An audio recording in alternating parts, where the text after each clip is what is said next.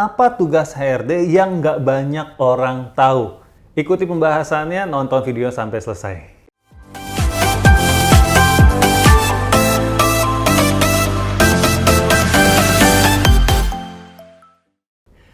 Halo semuanya, jumpa lagi di channel Tanya Kak Sam. Kali ini gue akan membahas soal tugas-tugas HRD yang nggak banyak orang tahu.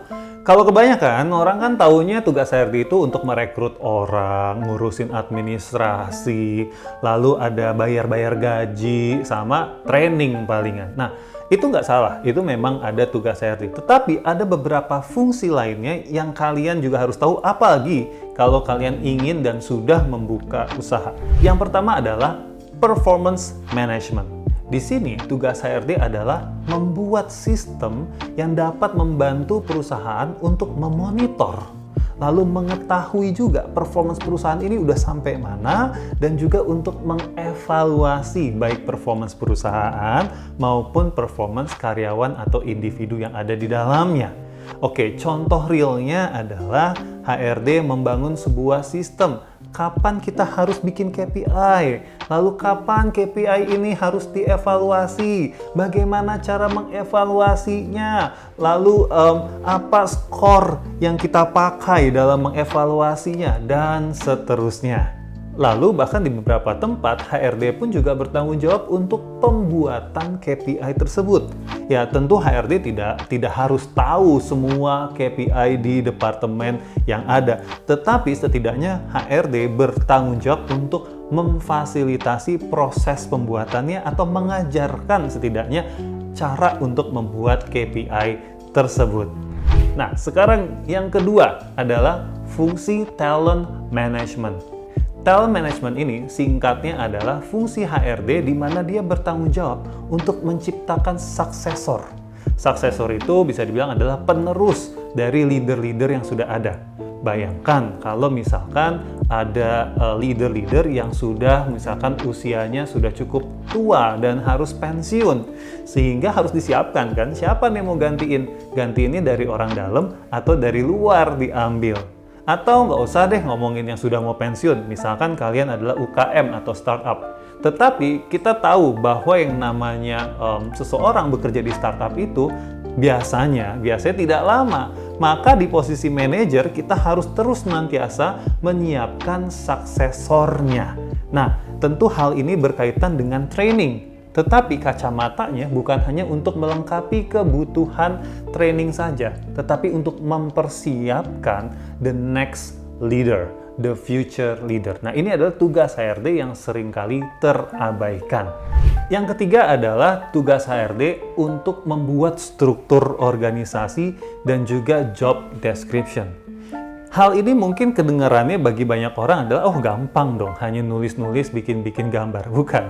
Tapi kalau saya kasih ilustrasinya tuh begini ya. Misalkan perusahaan adalah sebuah mobil, ya, di mana dia ingin pergi ke suatu tempat yang dituju bersama-sama. Nah, tugas HRD adalah untuk membuat mobil seperti apa yang paling cocok agar perusahaan tersebut mampu untuk mencapai tujuannya. Contoh ilustrasinya, kalau kita mau pergi ke padang gurun, tentu berarti kita harus punya mobil yang speknya berbeda dong kalau dibandingkan kita mau pergi ke gunung yang di dataran tinggi misalnya dan sebagainya. Nah, struktur organisasi ini adalah vehicle atau kendaraan, bentuk, rancangan, desain kendaraan yang ingin kita pakai agar tujuan organisasi ini tercapai. Nah, untuk membuat struktur organisasi pun juga nggak gampang karena kita harus tahu proses bisnis yang ada di perusahaan tersebut. Ya, dari situlah kita baru bisa melihat bagaimana cara untuk membagi-bagi pekerjaannya. Nah, bikin job desk pun juga tidak gampang karena dengan adanya job desk kita bisa mengurangi adanya tumpang tindih pekerjaan. Lagi-lagi, kita harus memahami dulu bisnis prosesnya. Berikutnya adalah tugas untuk menjaga atau membentuk culture dan juga engagement. Culture memang dibentuk bukan oleh HRD seorang diri, gak bisa. Tetapi HRD lah yang harus punya konsep yang solid tentang culture yang ingin dibentuk. Lalu juga punya strategi cara bagaimana untuk bisa mengimplementasikan culture yang diinginkan, value-value-nya ditanamkan, dan bagaimana cara mengingatkan orang bahwa perusahaan ini punya value itu, ya. Dan juga bagaimana cara agar sistem yang ada di perusahaan ini menggambarkan value-value yang ada di perusahaan tersebut. Nah, selain itu juga ada engagement. Kalau perusahaan sudah melihat bahwa kayaknya karyawan kita silo ya. Silo itu artinya ada ego-ego antar divisi misalnya. Atau kayaknya kurang deket ya, kurang ada human touch ya. Nah, disinilah peran HRD salah satunya untuk memikirkan apa akar masalah dari hal tersebut. Lalu tindakan-tindakan atau intervensi seperti apa yang sebaiknya diambil untuk meningkatkan engagement atau keterikatan antar perusahaan dengan karyawan dan juga antar sesama karyawan. Nah, itulah beberapa fungsi dari HR dan juga job description dari HR yang tidak banyak diketahui oleh orang lain. Nah, menurut kalian apalagi nih job desk HR yang orang kadang-kadang nggak tahu ya atau seringkali meremehkan? Tulis di komen ya, lalu kita bisa bahas bareng-bareng. Well, anyway, jangan lupa untuk subscribe di YouTube saya, Tanya Kak Sam, dan juga follow my IG @samuelamarta.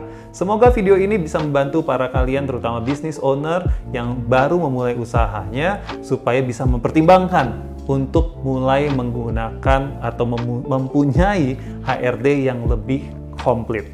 Kalau masih bingung, boleh langsung tanya ke komen di bawah ini, dan jangan lupa untuk tonton video lainnya. See ya!